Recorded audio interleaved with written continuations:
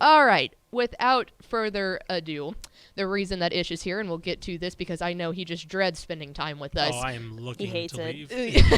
He might leave during the middle of this segment. Stay tuned to find out. But we are going through at the offseason right here and taking a look at our college football postmortems where we go through, we talk about the offenses, defenses, the team MVPs, and then we wrap it out with a way too early what to expect in 2022 preview. But we're going to take a look at those Bobcats out of San Marcos. And Malpal, what do we have up first? We'll do our overall offensive grade of the season, and Ish and I decided to give them a C- for various reasons. Now they went 4-8, right? Which is the best that they've done since 2014, I believe. Is that correct? Yes. Best that they've done since 2014.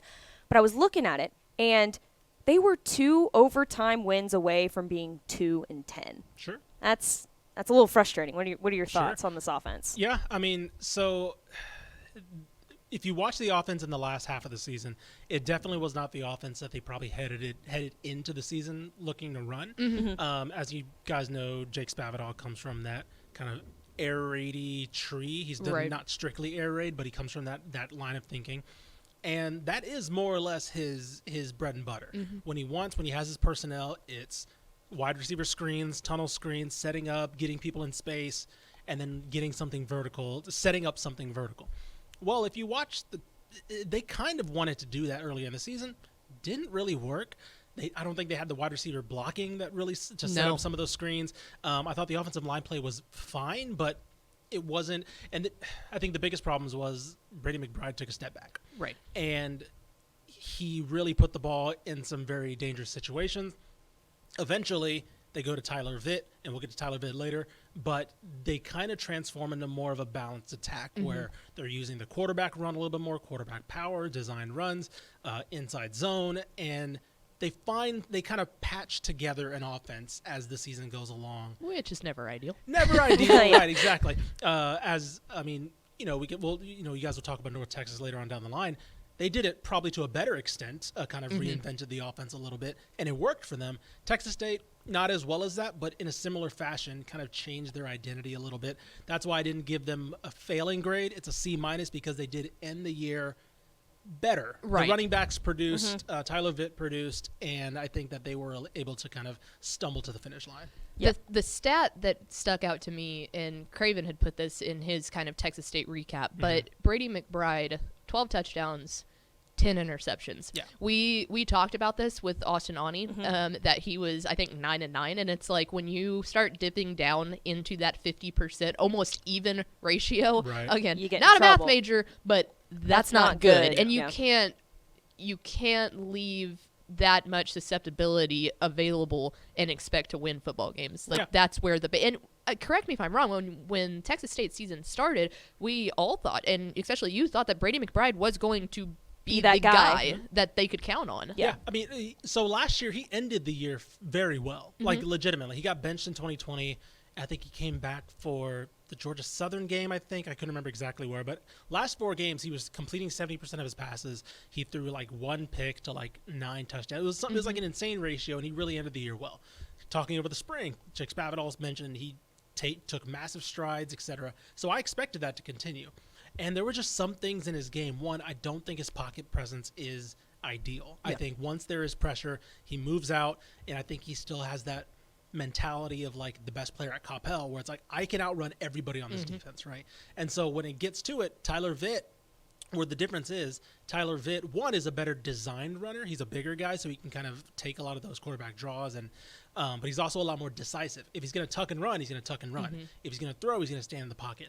Brady McBride still is kind of the run backwards 5 yards, see if he can elude the defender.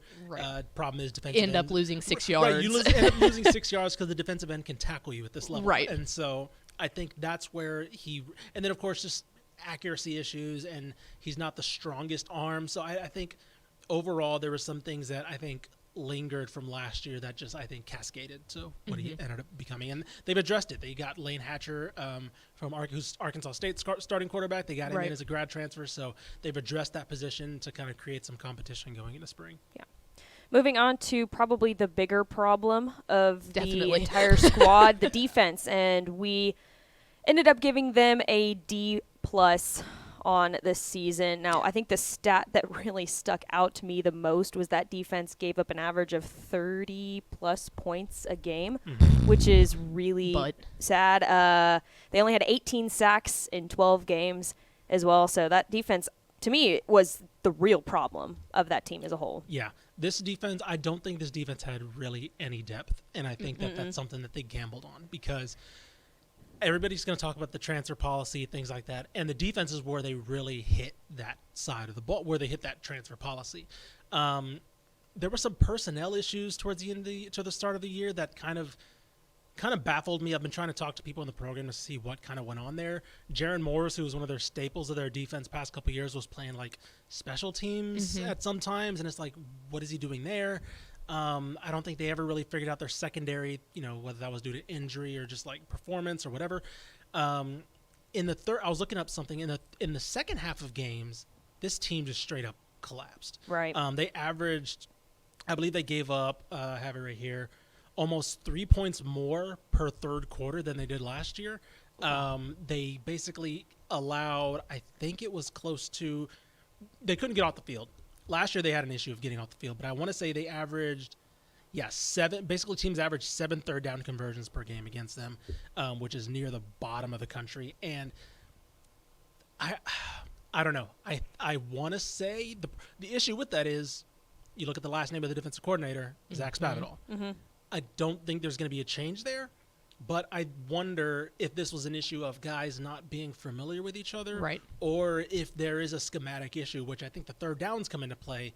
I think that might be a schematic issue, which I don't know what happens on that side of the ball going forward. Right, because then you start pushing family matters, so that's never fun. But no, I think you hit the nail on the head. One, I feel like so much of the blame wants to go to those defensive backs because, quite honestly, they were awful. But when the third down percentage, the defense allowed opponents to convert 46.37% of third downs. Yeah. I mean, that again, we're almost up to that 50% ratio, and that's something that you can't happen. So was it just the defensive backs, or was that defensive line just as equally awful?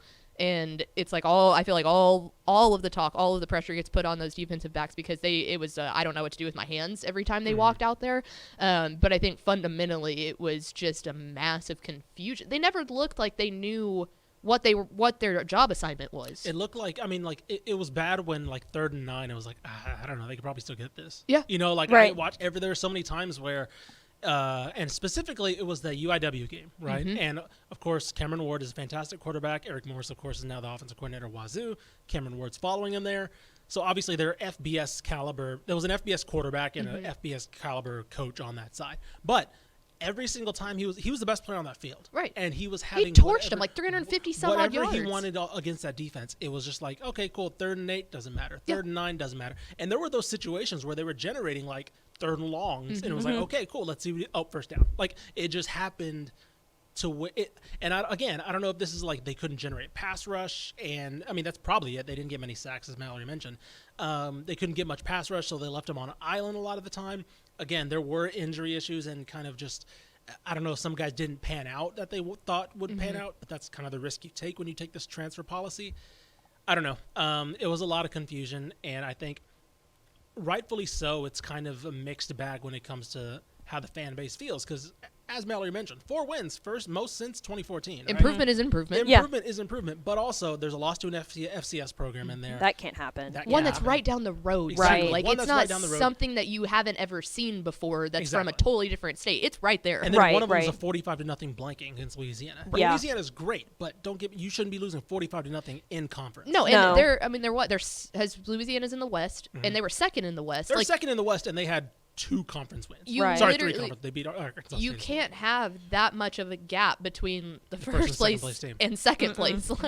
First off, what does that say about the rest of that stinking conference? Oh, yeah. Right. That's not a good. Sunbelt West is not good. No. But and then you head this is kind of your year to improve because after this year, you add Marshall, you add Southern Miss is kind of whatever, but Marshall, JMU is not a throw around. No. You add decent programs. And it's not getting any easier. Yeah, exactly. It's not going to get any easier. So, yeah, it really is a mixed bag as far as that 4-8 record is concerned. Yeah. What do we got next, Malpal? Let's move on to some good news now. We will name a team MVP. And we chose, drum roll. Sorry, Weak that's drum my roll. ring. Weak drum roll. Tyler Vitt. We talked about him a little bit earlier, kind of the saving grace. Kind of got the offense rolling towards the end of this season. Yeah. He was a good choice for our MVP. Yeah, I think you could have gone Dalton Cooper. We talked about him at left tackle. Definitely probably their most talented player on that offense. You could have gone Calvin Hill, who averaged about 5.5 yards a carry. But I think this team really did, outside of that 45-0 loss, which was that was Tyler Vitt starting. But I think he stabilized something. He stabilized the offense to where they had a rhythm, they had an identity, and they had kind of a game plan. Because, again, with Brady McBride, they had a game plan, right? But you really could only do one thing with him. You couldn't do many designed runs because he's not a big guy and he's not the fastest player. And so he's a very quick player. I think if you watch him play, you can tell he's somebody who watched Johnny Manziel, right? Because it's not he's deadly fast. He's just very quick and he's very quick-witted, and that gets him in hot water. But the problem is when you can't throw the ball, he's not really fast enough or big enough to handle the runs. And so Tyler Vitt gave them that element, and so it gave guys like Calvin Hill somebody in the read option game, in the quarterback power game, to where, okay, we got to worry about the quarterback now. And so while I think Calvin Hill is probably the most productive player on that offense, the offense changed when Tyler Vitt came in. And I think, honestly, that's a kid who worked under 3-4 different systems. He's graduated now, but he's, to me, kind of an underrated contributor over the last 4 years the program struggled, obviously the past 4 years, but he's been somebody who consistently, different coaches, different coordinators have been able to look to and say, yeah, you're in. We need you right now. Right. Well, and that's the thing too. We're not talking about an Alabama and a Georgia here, where not only do you have to have very sound fundamental play, you also have to just have guys that can out-athlete you. Yes. We're not talking about that kind of level. So when you have a quarterback that, doesn't have to be the biggest, doesn't have to be the strongest, but is very, very quick and decisive, I think that gives just an aura of confidence to the linemen, to the receivers, of knowing, hey, we're going to be able to at least go out there and confuse defenses a little bit, and that goes a long way at this level of play. Yeah, and I think when people forget that when Jake Spavital came in a couple of years ago, Tyler Vitt was a starting quarterback going into A&M. People thought it would be Gresh Jensen at the time, a JUCO guy who was the former quarterback of the OC at the time, Bob Stitt, in FCS level. People were like, oh, that's the guy, right? No, Jake Spavital was like, they rally around Tyler Vitt. And so, he's like, I'm not going to take that away from the locker room. And he was a starting quarterback from the Everett Withers era. So he's been, again, multiple coaches, multiple coordinators, and systems to where they're just like, we just need somebody that the guys trust, that can, like you mentioned, give us an identity and be able to make these play calls and say, okay, here's some structure that he can work with. Yeah, go be a leader. Exactly. And he's done it. Again, you look at the numbers. Numbers aren't going to be great. 3 touchdowns, 2 picks, 800 yards passing, less than 55% completion. But the fact is, they knew that the ball wasn't going to be put in bad situations, and they knew that they could just get some stable quarterback play for a period of time. Have an off season and then go from there. Right. And finally, we will move on to our 2022 expectations for this Bobcats team. Now, I think they're returning, according to Craven's article, he said that they're returning 10 starters on offense and maybe 5 or more starters on defense, which to me is really good news, because you're going to have that veteran kind of staple to your team, and hopefully you can get more depth from that. We'll kind of look at their schedule over here. I've got it pulled up. Now, their preseason schedule, not their preseason, their pre-conference schedule, I should say, doesn't look too difficult to me. They open with Nevada, followed by FIU, which they beat them in overtime, I believe, this year, correct? Then they travel to Baylor, which is... They only lost to Baylor by 9. Yeah. I mean, they played Baylor as well. Right, well as anybody. And then they end it with Houston Baptist. Now, they have potential to go 3-1 before even starting conference play. Well, they open conference play with App State, but they have the potential to go 3-1 next year, I think, as before they even start Sun Belt play. Yeah, I think the interesting part with this is, one, you're once again dealing with probably the transfer portal again. Jake Spavital basically said that, the decent part about the reason why there's not buzz on signing day is because the transfer portal doesn't adhere to signing day. They could sign a guy in July, and, it doesn't matter because he's a transfer. But I do think the non-conference schedule plays better. Nevada has a new coach coming in, I think Ken Wilson. So I don't think there is as – we'll see where they are. Right. FIU also has a new coach coming in. That program is – I've had issues with Texas State, but that is one program literally in the country. broken. I was about to say it might literally be broken. Baylor obviously is Baylor, and Houston Baptist. I think 3-1 is realistic to head into non-conference, head into conference play. But it just comes down to me, who are the playmakers on defense that you go get? Because I do think that is where the transfer portal has to hit again. Is Lane Hatcher the guy quarterback? If he is, okay, what does this offense look like now? Because you need. I think Jake Spavital is at his best, and we saw it at times last year against Boston College, against other teams where he's able to call those wide receiver screens, set up things for guys like Marcel Barbie, but you need wide receivers who are able to block those screens and develop that short game so then you can set up the vertical game. What does that look like? Does he feel confident in the guys that he has there to kind of develop and run that better? Or my gut feeling is yes, because you don't get a guy like Lane Hatcher if you don't, because Lane Hatcher is very similar to Brady McBride, similar build, honestly similar kind of loose handle with the ball a little bit.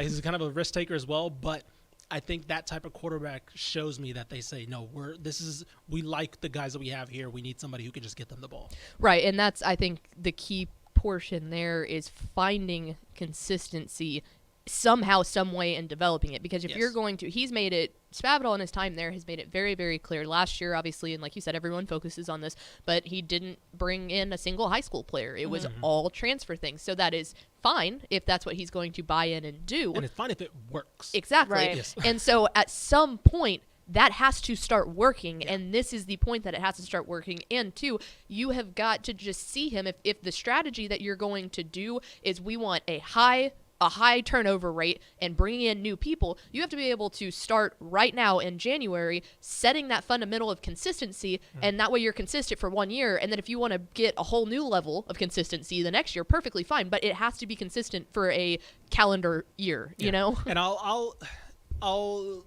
again, the transfer thing's on the mind of a lot of coaches, a lot of recruiting guys I talk to, and fair enough, right? This is the state of Texas where you should be able to recruit high school players out of literally anywhere. San Marcos is a good location if you can get guys to visit, and it really is a pretty easy spot. So I will give kind of a half and half, right? I'll accept that criticism as valid, but I'll also say, one, Spavital admitted to me like early on that he wasn't here to rebuild anything, right? He felt that this program was ready to compete now. And what do you do when you're ready to compete now? You bring in talent that's ready to play. And so I understand. That's what happened with SMU. Remember, a couple years ago, SMU went and got a bunch of transfers. Sonny Dykes really got that portion rolling. But the difference is it worked. It worked. They won, and they used that to kind of build a foundation to then recruit high school players. Right. And so they added to that. So was that the ideal strategy? Was 2021 was the year that they launched, maybe get bowl eligibility, then kind of use that momentum to go into the high schools? I don't know. I don't think so, because the other thing is, and we'll kind of filter this out as the year goes along, or as the years come along, COVID, I know very much, and for Texas State in particular, messed up a lot of their roster building because they had a young team that all of a sudden got younger because everybody was back. Right. And so if you go look, Calvin Hill, technically he's a junior, I guess, I think, and he's still a freshman if he's listed. And so I don't know how that affected their kind of long-term planning, where it's like we have 2 years to maybe more or less punt on high school recruiting because everybody's going to be a freshman still at age 21. Yeah, exactly. Or if they kind of, or I think that was their planning basically. So how that comes now, I don't know. I will admit they're offering 2023s pretty early. Okay. So I don't know if this was something that they've had in mind, or saying, okay, 2023 is going to be our year to kind of get back into it. Yeah, roll the dice and skip a few steps. Right, we'll see. But again, the pitfall you fall into is if transfers don't work out, well, you got to probably push them out the door, bring in some more, and it becomes like a kind of a vicious cycle. Exactly. Right. Now, I will ask you, do you think Jake Spavital is on the hot seat, or what do you think he has to do this year? What does he have to produce this year to keep his job for a couple more years? I think you got to get to a bowl. And I don't really think that's unrealistic looking at their schedule. I think they right. could easily, maybe not easily, but I think that it is a possibility that they could get to 6 wins in the season. I think so. Texas State has a new athletic director, quote unquote new, Don Coryell. He was the lieutenant to Larry Tice, stepped up into the job, and he's done some interesting things. There's been like cautious optimism surrounding that hire because, one, the previous administration was not loved at all, but also he was technically part of that. Right. But also a lot of the players and boosters like him a lot more, and he's been doing a lot of the right forward-facing things. After the Louisiana loss, which I'd never seen before, he released a statement more or less saying that Jake Spavital, vote of confidence, Jake Spavital won, but also that the loss was kind of unacceptable, but also that he's going to increase the recruiting budget. They're things like that where it's like, okay, I've never seen that before. Right. I do wonder if he sees this as kind of his next big move. Right. Right. If whatever happens with Jake Spavital, whether it's the decision to keep him or not, I think he has one more year. I think this is his last year or heading into his last year. I can't remember exactly how his contract is, but I do think that he has a good relationship with Jake Spavital because he was part of the administration that hired him. But I do think this is kind of a prove it year. Oh, yeah. For Texas State, because at this point, if they don't get to a bowl, are they still not establishing themselves in the recruiting trail? Right. Does this call for a kind of a tear down rebuild type of deal? Oh, yeah. And when a boss's job depends on what he does with your situation, that's never a situation. If I'm Jake Spavital, that's never a situation that I want to be in. Yeah. But that also at that point forces him to say, all right, guys, we got to wake up yesterday, so let's go. Right, so exactly. Texas State's not a program that can afford to be left behind because we're seeing what's happening down the road at UTSA. We're seeing even North Texas, where 6-6 was considered a disappointing year for North Texas, and it wasn't 5, 6, 7 years ago where North Texas and Texas State were probably in the similar boat. Right. So, exactly.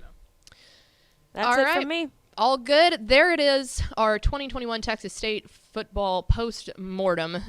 Ish, thanks for hopping on with us. Yeah, for sure. Now you can get out of there. We'll quit you can leave us badgering you.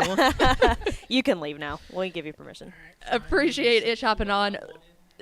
Oh, she already turned your mic off. Beautiful. Kick him out. There he is, Ishmael Johnson. We appreciate him hopping on. I was tired of us.